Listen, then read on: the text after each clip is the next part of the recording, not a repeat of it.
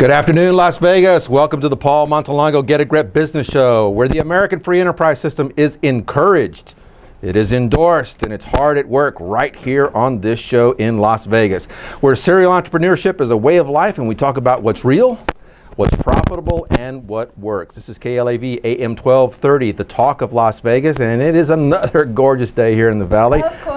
I am joined by my co-host, Heather Vale-Goss. Welcome again, Heather. You didn't say guest co-host. I did. Yeah, we had that conversation, all right?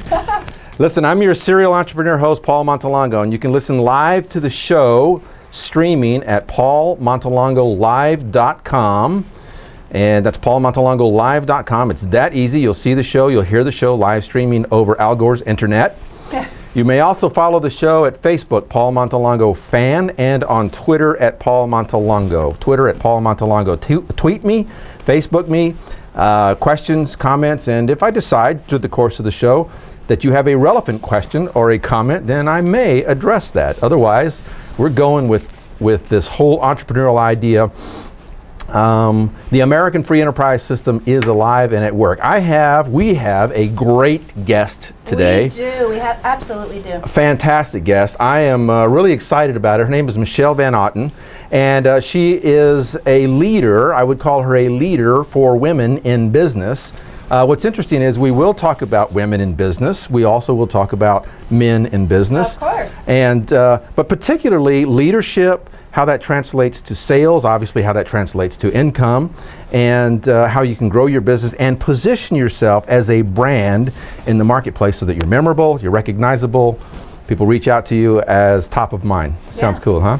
So that's with Michelle Van Otten. She'll be with us in a few moments. But in researching the show today, I discovered this very, very, very disturbing list. Uh-oh. Very disturbing, but I'm going to share it with our listeners. This is the 5 top myths about women in business as reported in Forbes magazine. This should be interesting. Okay, let's go with it. And I say it's disturbing. I mean, you read the list. I mean, it's disturbing because it's like, who thinks this way? I actually didn't read the list. I'm seeing it now. I want to thank you, Heather, for your exquisite show preparation here. I got handed this right before. Okay. But anyway, the list sounds like this, right? I mean, it's just. Okay, I already expressed my emotion about it, but basically here are the five myths. Number 1, women belong barefoot and pregnant. Okay, that is not a myth about business women. Come on. Well, the point being that's the mentality of so many, especially men, I would imagine, is that how can a woman run a company and be the mother of a household at the same time? Right, yeah. Which not believing that there could possibly be super women out there. Yeah. So anyway, that's kind of a sickening little myth there. Another one, number 2, you can't be cute and smart. That's a big, big, big one. Yeah, I hear that a lot. Our show producer right now is grinning at me. He's like, he's saying to himself, "I see what's directly in front of me, Paul." You can be cute and smart. Here's the key. I think you just have to be smart about being cute. Okay. Like, in other words, look, it's the same thing with men, right? There are good-looking men out there. This sounds really wrong, but there are good-looking men out there in business, right? And appearance is so important in business, like the first impression, the first appearance. So you're saying that the CEO shouldn't show up to work in a mankini, and I don't even know what that is, but I'm going to go with what you say. All right. Okay.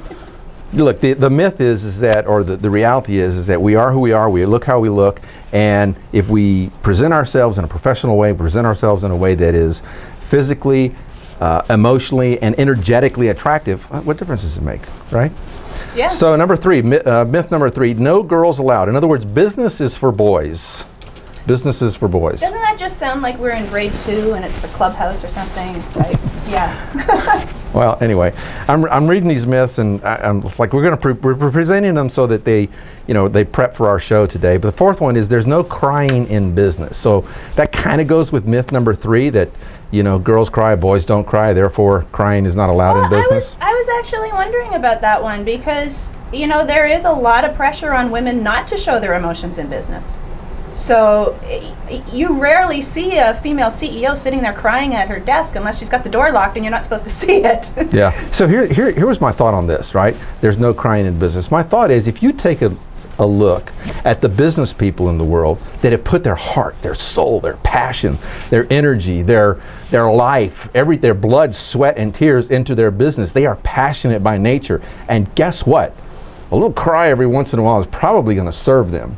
So, okay, yeah. because they're so, they're so wrapped up in what they do, in the passion of what they do, and that's just another, that's one of a zillion emotions we have. So I don't know. I think it's just crying.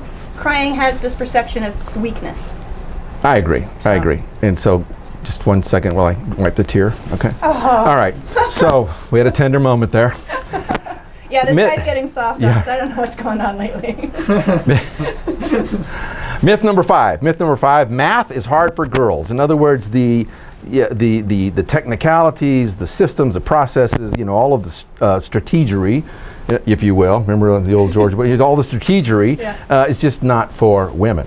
Total myth. Total myth. Oh yeah, absolutely. I mean, all the people that were getting the highest marks in math and science when I went to school were all girls. So. Yeah.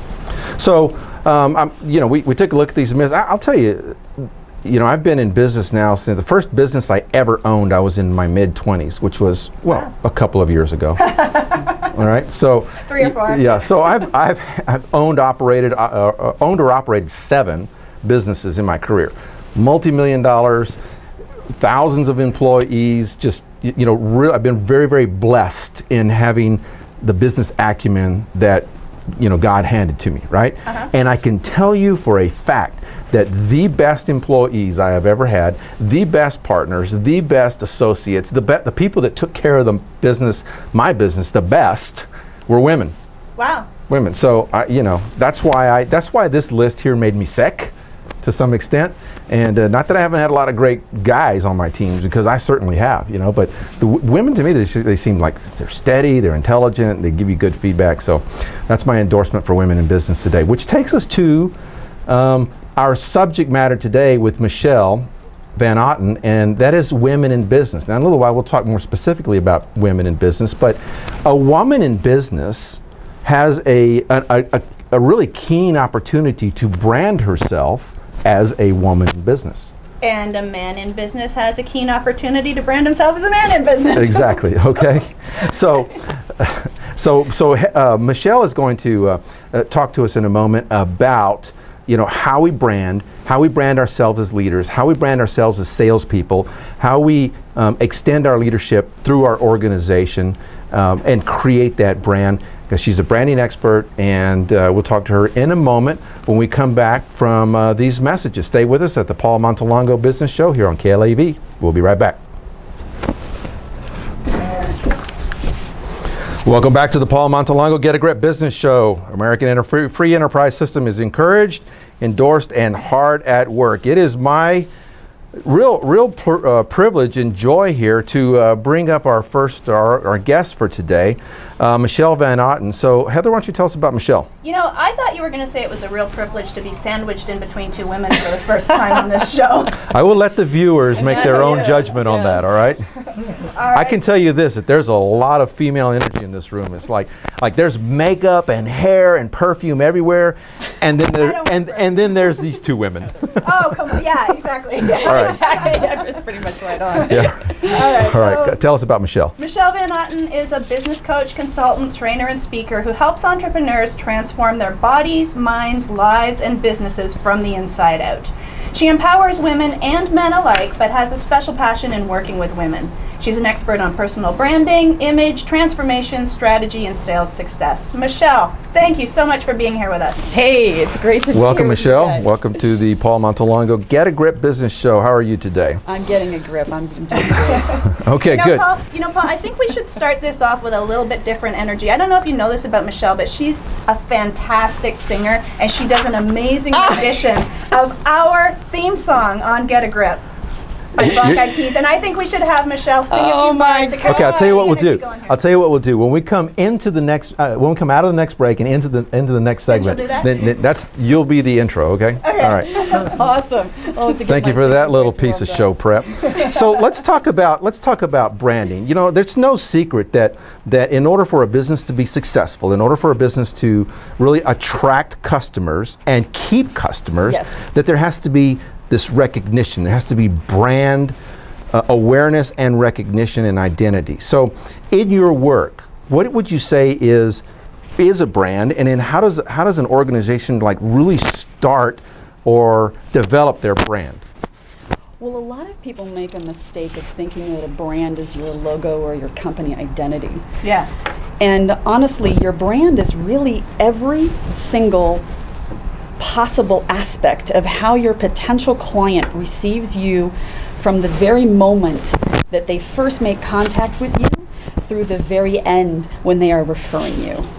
So it is really every single aspect of how they experience you and your business and your product or service, interaction with your customer service, with the outcome of what you promise them, and the connection to them and the relationship that you build with them. It's pretty much everything. It's not just your logo and your company identity. Is there separate branding for the company and for the person, or does it go hand in hand?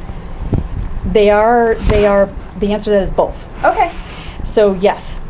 I work a lot with CEOs and entrepreneurs in startup mode and solopreneurs as well, coaches and consultants, speakers, and really it's important to develop an identity, to develop a personal brand when you're a business owner, because you are your company. I mean, you are the CEO of You Inc., right? Right. Yeah, okay. Yeah. How does one go about figuring that out? How does one go about figuring out, okay, this is the brand of ABC company, or this is my personal brand? How does an individual, an entrepreneur, go about coming to that conclusion, figuring that out? Is it a trial and error, or can you just, like, in your work, can you take a look at somebody or some company and you go, you are the XYZ? Yeah. Here's the deal, guys. There are two routes you can go. You can either spend lots of years, time, struggle, as you said, trial and error, energy, effort, frustration, trying to figure this out on your own, or you can shortcut a lot of hours, time, money, and expense, and hire a mentor, hire an expert, hire somebody that is absolutely going to be able to help you every step of the way. It is absolutely critical, I believe, to have the right coaches and mentors and consultants working on your team. Do you find that when a brand is solidly established, that not only does it benefit the consumer in recognition and awareness, but how about the people that work within the organization? Do they wrap themselves around that brand as well? How important is that? Absolutely critical. Absolutely critical. I've worked with some amazing companies and seen some amazing corporate culture, but then also people who are really good and effective at building teams. Mm-hmm. And I think it really goes down to one thing. This is the crux, the most important piece about building a brand, is that you have to build it based on your why. Okay, talk about that. What do you mean? What do you mean by your why, and why the why? The why is the most important question you'll ever ask yourself in business. It is literally the culmination of every belief that you have about why you were doing what you were doing. It is why you get up every morning, inspired to do what you do every single day with as much passion and drive and focus as it takes to run a company, to start a company, run it, and to really keep making the next level breakthroughs that you need to keep going. So this is a really big example that came to my mind when you brought this concept to me, and that is like Bill Gates. So if we read his story, he said way back in the beginning, I'm going to put a computer in every single home in the world. And he's, I guess, about half there, right?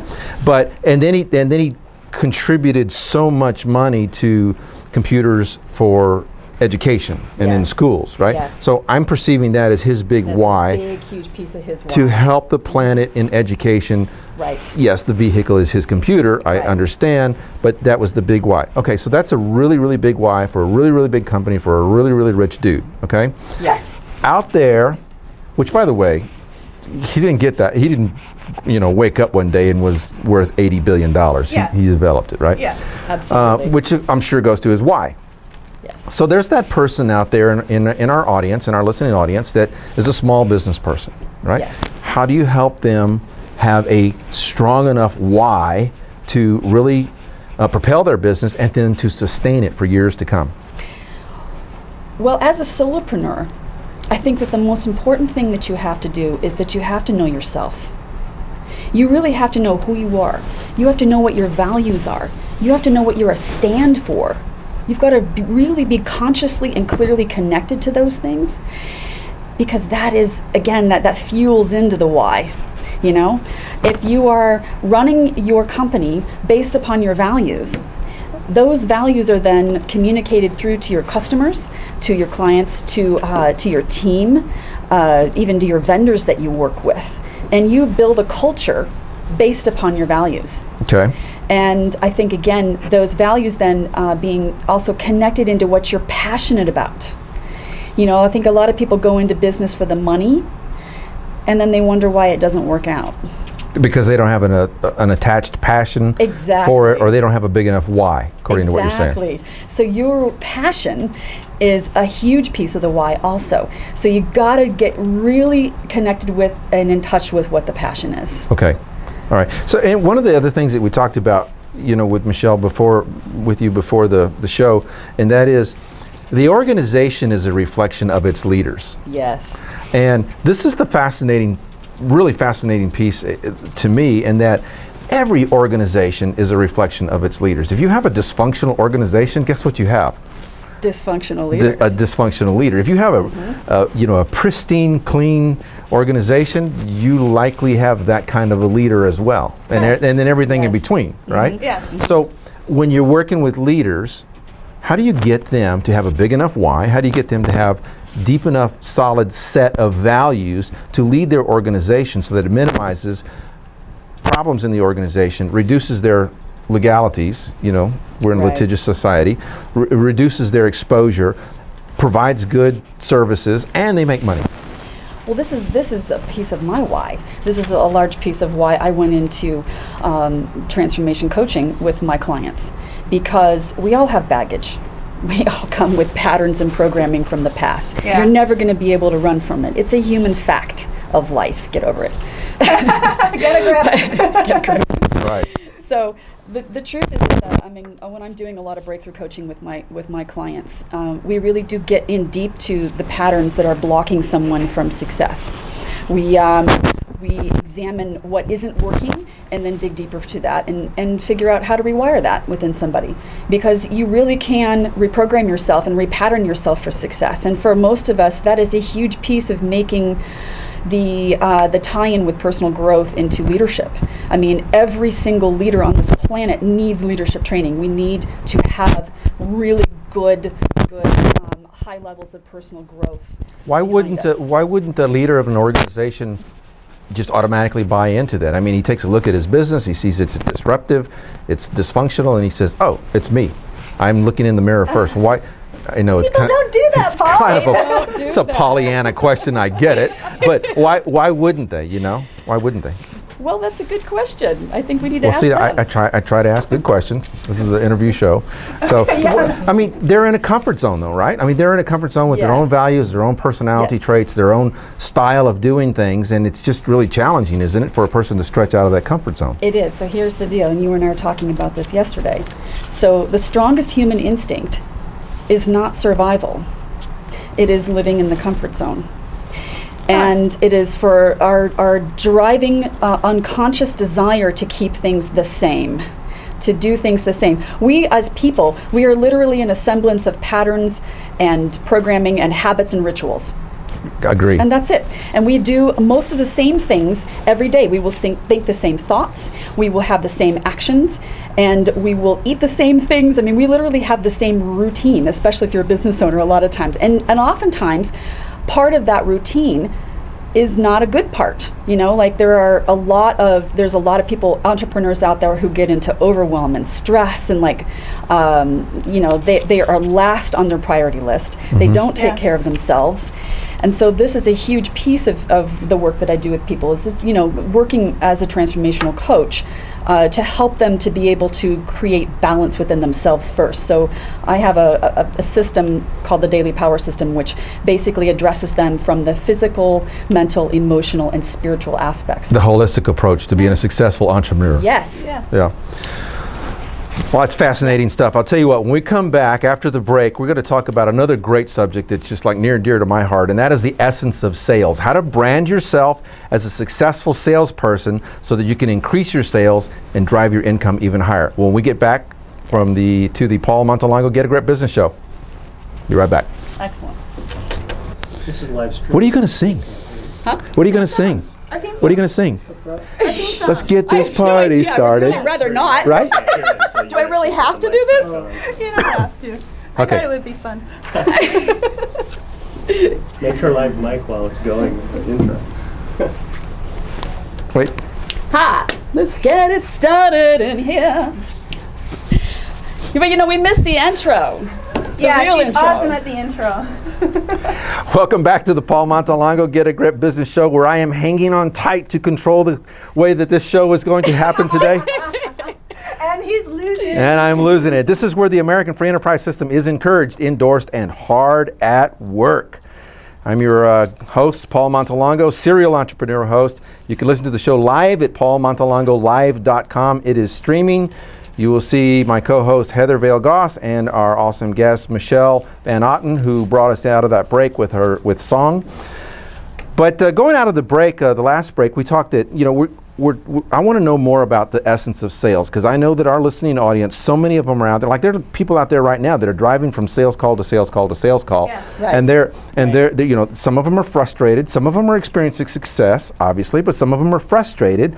And so this whole concept of a salesperson as a leader is really fascinating to me. How can a person who's out there, you know, Pounding the pavement. pounding the pavement, how can they really position themselves, brand themselves as a leader in sales to drive more sales? Well, I'm so glad you asked that question. So here's the answer to that, guys. And I think I can give you at least, Paul wants me to give 4 tips, but I think I'll give at least 4, but I may give a little bit more than that, maybe 5. This is what we call added value to the show. Exactly. Bonus Exactly. material. Go right ahead, Michelle. So the first thing that you have to know, this is number 1, is you've got to be a leader in yourself first. Lead your own life, handle your shiznit. Okay. So handle your stuff and be your own leader in life. Okay? Number 2, you have to have a goal. You've got to have a goal. You have to have a very clearly defined goal. And I think a lot of salespeople don't really know how to set goals because they haven't learned some very key techniques, secret techniques, about how the subconscious and the conscious mind actually work together for goal setting, and how their brain works in the way to formulate a goal that's going to actually become reality. Huh. So let me share a little bit about that. Can I tell? Give me a little quick lesson here on goal setting, if you will. So in order to set an effective goal, you have to be extremely specific. Your subconscious mind is where all results are produced. It is a heat-seeking missile, is a goal-striving mechanism, actually. So what you need to do is you have to really clearly define the outcome of what you want. How many numbers, right? If we're talking about closing sales, how many numbers? So, you know, how many people, what's the dollar amount, by what date, and be specific. You know, what clients do you want to close? Who do you want to go after? You know, who do you want to connect with, rather? So be very specific in the definition of And that. that's all written down, I would suppose. And write it. Okay, good. Absolutely. The process of writing that down actually puts that in motion. It actually is like, that's the magic that starts to happen. The second thing is in goal setting is to... Third thing, sorry, is to visualize. All right, visualize. Visualize that goal. The 2 times of the day you want to do that are right when you wake up in the morning, before you even get out of bed. It's right when you become conscious that you're becoming awake. Start to visualize your day. Set yourself up for success. Run yourself through the outcome of exactly what that goal achievement is going to look like, feel like, all the emotions associated with it, the excitement of achieving that, and then start your day. The second time of the day you want to do that is at night before you go to sleep. All right. And then everything in between, you're out there getting your goal. What's the 4th thing in your list there? Practice saying your goal to yourself in the mirror. Every morning. So after you get out of bed and you've done the visualization. Just before or after you do your makeup? While you're doing your makeup. While. No, Have you, a party with you. yourself. Literally, so your subconscious works with pictures and emotion. So the stronger you can make the vision and the emotion attachment to that driving, desire within yourself, that is really what sets that whole mechanism in motion for success. Yeah. I think too, would you agree? I think too that it's real key to have an empowering identity. So like if you really think of yourself, you really visualize yourself as a successful salesperson. Yes. And you see yourself that instead of the instead of the blockages, that salespeople are sleazy and nobody wants to buy, and all those wrong beliefs that are ingrained in society out there. But if you have that really bona fide, solid identity, it leads to success in sales. Right. This is why I developed the Daily Power System, because it really is a process of physical, mental, emotional, and spiritual. All of these things are important. You have to take care of your physical body in order to create confidence and magnetism. Okay, and that goes to the next point that I wanted to cover real with you. We won't jump ahead. No, that's a perfect segue, and that's like, first of all, why do people buy from us? Okay. Okay, yes. Why do people buy from us? And then how do we really genuinely influence another individual to buy our goods, products, and services? This is one of my favorite topics, you guys. I love this stuff. So remember this. People don't give a rat's you-know-what about your product or service. They don't care about what you're selling them. They really only buy two things. They buy the energy and the essence of you, and they buy the experience that you create for them. Huh. And you enroll them, and you can sell them through the process of really getting them excited about your why. Okay. Oh, okay. So people buy a lot based upon being included in that why, feeling like they are a part of something bigger than just you making a sale with them. Right. Right. This is a really they're buying the essence of you, and and how you are able to transfer that conviction of who you are, your whys, and, yes. and your identity to them. Yes, and we are really in our beliefs. We wear our beliefs on our sleeve. Mm-hmm. And this is another. How many tips have we gotten here now? Are we on number 5? We're deep. You go, girl. We're not even keeping track. You're doing good. You go, girl. Good stuff. Good while I'm thinking of, there's this video on YouTube of this door-to-door salesman who sells glass cleaner. Oh, the guy telling jokes and stuff? He tells jokes. Yeah. He looks like. He looks like Dave Chappelle or somebody, right? Oh, okay, yeah. right. Yeah. So and no one says no to him. Yeah. No one says no to him because he's just so, it's crazy. The video is crazy, I get it, but it's like he's so passionate, he's so funny, he's so involved, and if you haven't seen the video, YouTube right. it, you can see it, right after YouTube the show. People want to be entertained, but here's the important thing, and as a salesperson you need to understand this. It is about building relationships. That's sales 101. You have to be able to be really good at building relationships right. and building rapport and connection. And that is part of the persuasion and influence, right? But it has to be genuine. You really have to be genuine with it. Okay, so now let's take it one level above that. And there are, I know for a fact, a bunch of people out there in the audience who are sales managers or general managers. Like they manage a group of salespeople, right? So what do they need to do to be leaders of their sales organization to increase sales for their organization? I think you need to set clear goals. Okay. And you need to be able to motivate people. You've got to be able to inspire people. And what I'm hearing from you is that motivation really comes from within. It does. If I'm not motivated, if I don't have my whys in order, if I don't have my values in order, if I don't have my, what'd you call it earlier, schnozzles in order? Your shiznit. Yeah, that right there. Okay, if I don't have that in order, then I'm behind the 8 ball. Is that a fair statement? That's a very fair statement. Okay, good. When I hear you talk about motivating your staff, what comes to my mind is, Walmart, where they have these rah-rah sessions before they start. Is that what you're talking about? Well, yeah, you got to get people fired up, right? You got to keep continuing to put forth, and it create. Listen, let's be honest here, right? It takes a lot of energy to be successful. It takes energy to motivate people. You've got to be able to generate that energy within yourself. It has to start first thing in the day. Yep.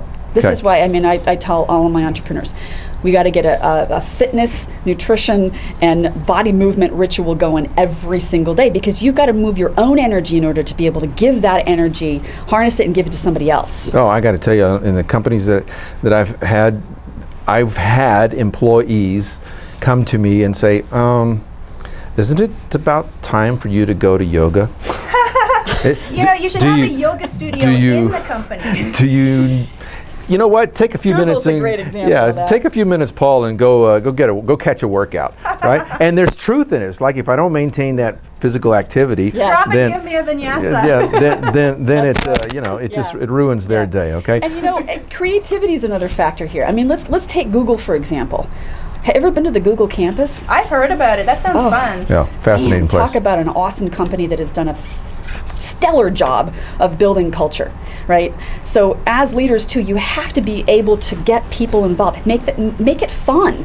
I worked with IDEO Corporation, IDEO, in their headquarters in Palo Alto. Amazing company. Loved working with their managing directors and their founders. Unbelievable culture. You walk in the door to IDEO, and I mean, this is a company that is a think tank. They basically create products for the marketplace. They work there's no hierarchy. They work only in teams. That is a leader-driven, ego-free environment. No ego. There is no ego. Wow. And that is a huge piece of it. It's like that's a huge part of my piece of my branding thing that I teach people is like you've got to be able to own who you are with no apologies, no ego, right? But yes, getting back to the culture thing, you walk in the door and literally people are walking around, they're smiling, they're happy, they're having fun. And they're productive and they're profitable. All the walls at IDEO are all whiteboards. Yes, yes. There are crazy things going on there, ping pong tables and dartboards, and one day one of the managing directors went to Hawaii, and their team thought it was really funny that they annihilated his desk. They took his desk and they threw it away, and they brought in, I kid you not, an old Volkswagen bus, and they gutted this thing and they decorated it in all Hawaiian like layas and grass skirts everywhere. And what I find interesting about that's a great story. What I find interesting about that, they wouldn't have done that unless they felt like they had the license, the permission, the freedom, and the creativity because it was handed down from above. It was a beautiful thing. I love that story. They're a fabulous company. It's a fabulous company, it really is. So when we come back after the next break, Heather has a surprise question for Michelle. Oh boy. If you've been following us on Facebook and Twitter today, we've been promoting this idea that Heather's going to ask Michelle a surprise question. So we'll see if Michelle is ready to answer the surprise question. We'll return on the Paul Montelongo Get a Grip Business Show right after these messages. Welcome back to the Paul Montelongo Get a Grip Business Show. I'm Paul Montelongo, your serial entrepreneur. We are live streaming at paulmontelongolive.com. This show is where the American free enterprise system is endorsed, encouraged, and is hard at work. Our guest today is Michelle Van Otten. She is a branding expert. Also, she works with women in business. And through the course of the last day and a half, on Twitter and on Facebook, our followers have been hearing a question or a post that says, we're going to ask you a secret question. So, I'm scared. Drum roll, please. And Heather, this is your question. You go.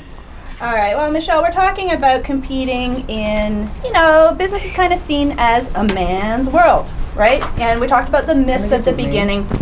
Now, one of the things that was on the list of myths, it really hit home for me. You can't be cute and smart. And clearly, anyone watching the video online can certainly see that you're a beautiful woman. You're also successful in business. And I would like to know if your looks ever get in the way of people taking you seriously or thinking what your abilities could be. Folks, that is one woman speaking to another woman. I'm stepping over just a little bit. Go ahead. Bye-bye, Paul. No, really, it's a great question, though. Go ahead. It is a good question, and the answer to that is yes until I open my mouth. Right, got it. So, yeah, and I recently had a situation that the other day happened where I had to field just a stupid male ego comment. Can I say that? Yeah. Yeah. So yeah, sure. Anyway, but we're honest here. Paul's moving back even more. This is the thing, Heather. For women, don't look at this as competition. Look at this as the value that you give. What is the value that you bring to the table? Right, okay. Who are you? Can you own who you are with no apologies? Who the hell cares? Right. You know what I mean? Like, just be you. Full out with no attachment to anybody's judgment of you, because everybody's going to judge. They judge a book by its cover. Yes, everybody's going to judge. And that, you know, if you have a great personal brand, okay, there's the case for personal branding, you own it with no apologies, and you're making a contribution and you're sticking to what you contribute to the party, great. Okay. Don't worry about anything else. Stepping short of stereotyping men or women, men experienced stress in business. Do you feel like women experience a bit more overwhelm or stress in business? They do. And because? Because as women, we are wired very differently. No. I know, this is a shocking News fact. alert. I know. All the guys are taking notes, really? News alert. Everything you want to know about a guy is a blank book. Yeah, Right? exactly. But All I right. think this is a good point, because, you know, women are really run by emotion. We are very multifaceted. We can compute and assess and create much faster than men. So we have so much more going on inside of us at any given time. We multitask. We multitask like crazy. And then what happens is we end up getting so focused on all the details that we end up getting overwhelmed. Because everything's going on at one time Everything's in your going on at one brain. time. Everything's circulating like a big bowl of spaghetti. Well, here's the deal, is that, you know, look at what's been happening in the shift with women entrepreneurs. You know, we talked a little bit about this. You know, the numbers of women entrepreneurs emerging across the globe are happening in record numbers. And right now, women as entrepreneurs and emerging into the workforce are considered the third billion. Yes. You know, the first and second billion are India and China in terms of billion sources of opportunity. So women in general are really shifting the planet. You know, right now, as the Dalai Lama said at the Peace Conference in 2009, the world would be saved by the Western woman. And we have seen an incredible surge of women entrepreneurship, women coming into leadership positions, and women just starting businesses. And that's been driven by a number of factors. One of that has been the need for the balance between an imbalance of masculine power, and also there's a correction going on with bringing in that feminine energy to kind of mellow things out a little bit and make a different contribution to the planet. But also women are really coming into that space of realizing that they can really do this. Mm-hmm. So, you know, it used to be that women felt a need to embody those masculine qualities that we associate Right. with business. The Right. strength, the drive, the power, the thinking rather than feeling. Are you saying that things are shifting now and we don't have to kind of, like back in the 80s, dress like a man, wear the power suit? We don't have to do that anymore? Well, look at I'm how hearing the quickly- messages. Great question, and I hear the messages. Just be yourself.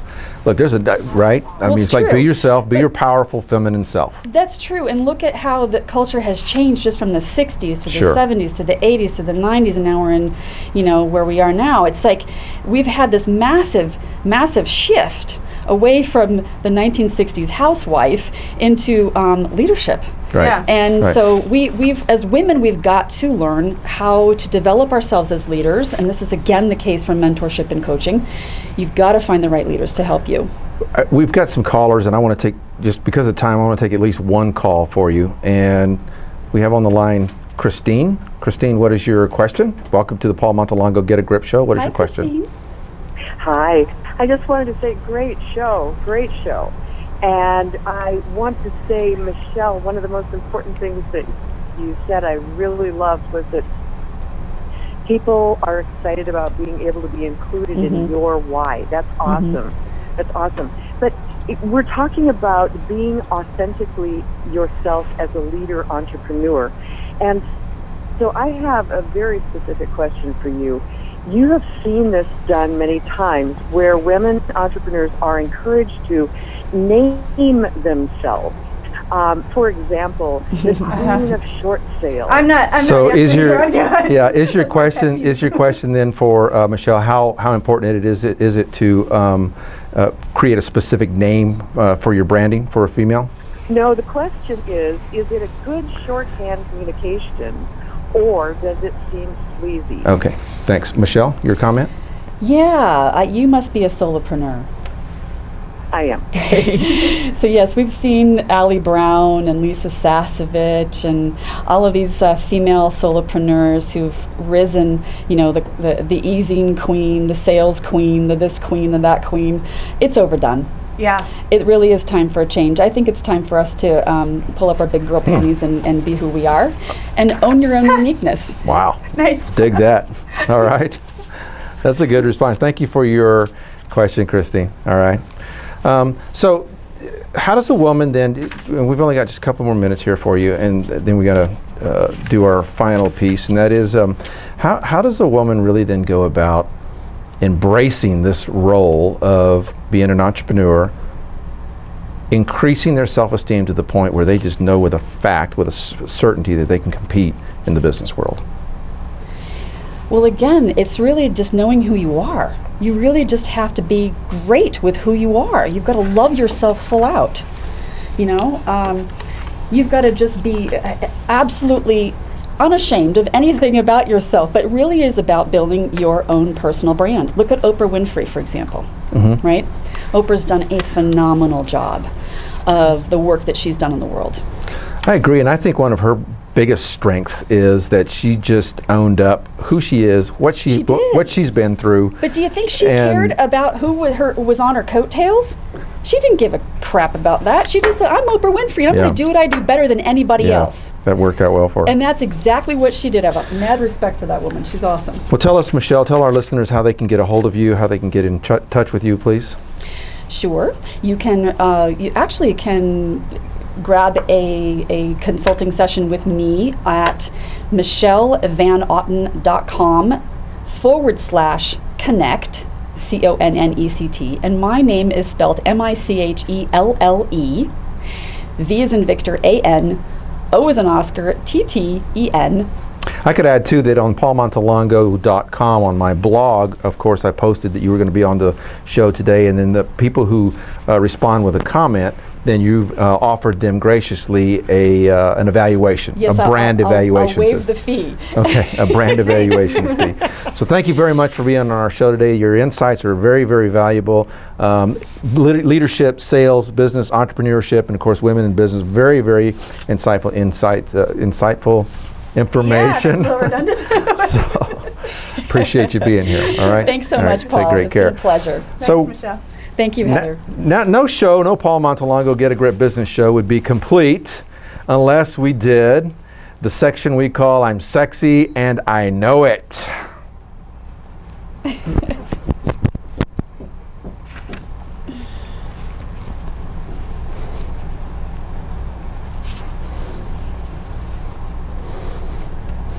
I'm Sexy and I Know It. This is the section of the business radio show here where we talk about businesses and companies and people who have done what I consider to be sexy things that have generated profits and money in their business and in the entrepreneurial world. 2 months ago, General Motors revealed that a new deal with AT&T would soon be happening that would see the nation's largest automakers build in fast cellular data service into most of its models starting in 2015, including the idea that GM could sell internet ads on your dashboard. Wow.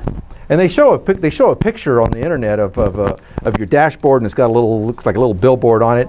And they say that $20 per subscription is going to go to General Motors, and then the rest will go to the provider, however many that they can figure. Last year in 2012, General Motors sold 4.95 million, just under 5 million automobiles. That's not the trucks and all that other stuff, just automobiles. So I could see that that's going to be a big generator of revenue. My challenge with that is I don't know that I want to see advertising on my dashboard. Especially when you're driving. Hello. Yeah, not a good idea. And they say that the chairman here, the financial officer guy, says that that could be an extension of Netflix, and that could be restaurant and Find Me watch and movies while we're Yelp. driving. Even better idea. So I think they've got some things to figure it out. But I like the idea that they're thinking about making money while you're driving in your dashboard. All right. Okay. Earlier today, the Dow Jones Industrial Average and the Standard & Poor's, they surged to an all-time high, over 15,000 points for the Dow. So I haven't checked to see where it closed finally at the end of business on Friday, but it went just over 15,000 the first time ever. So if you're in the stock market and you're playing the stock market to go up, you're in pretty good shape. You're pretty sexy, and you know it. This story right here in New York City, I have mixed feelings about it. No, I don't. I have very definite feelings about it. Okay, let's hear it. And it goes like this. New York City Public Elementary School has adopted an all-vegetarian menu, serving kids tofu wraps and veggie chili. Oh, fabulous. Let's just give them all kinds of GMO food. Public School 244 is the first public school in the city to go all veggie. The animal welfare group People for the Ethical Treatment of Animals, or better called People Eating Tasty Animals. That was commentary right there. Okay. PETA says that it's very proud that there's an all vegetarian public school in the nation. Here's my challenge with this. Look, there was a time in my life where I was a total vegetarian for about 7 years. Wow. Okay, and I was go for you? I was pissed off most of the time. Are you allowed to say that on the radio? I was angry. I was hungry, and I was always in chase of a piece of celery. Oh. So, but at the time I was running marathons, right? So, and my body just wasn't getting what it needed. So then I had to add back in fish and other kinds of things, and and I still don't eat a lot of red meat anyway. But every once in a while I'll have a steak or something, like every maybe 3 or 4 months, a couple times a year. But I could just see a bunch of really angry public school number 244 children running around from their tofu intake. All right. Not everybody's meant to eat vegetarian. And finally, I'm sexy and I know it. We turn to Tony Stark returns tonight in Iron Man 3. Can't hardly wait. Movie theaters will be crowded tonight and through the weekend as the third Iron Man movie featuring Robert Downey Jr. as Iron Man. Overseas box office sales have already surpassed $300 million. Wow. And this weekend's box office sales are expected to be north of $170 million. I think it's going to be close to $250 million in the United States this weekend for Iron Man 3. I'm going to jet out of the studio here in a few minutes, and I'm going to stand in line for my Iron Man 3 tickets. Love it. I want to thank our guest today, Michelle Van Otten. I want to thank my co-host, Heather Vale Goss. You have been tuned into the Paul Montelongo Get a Grip Business Show. This is the place where entrepreneurship is encouraged, endorsed, and hard at work. Go out there, make something happen, be an entrepreneur, and remember, go big or go home. And See you don't next be time. afraid to cry.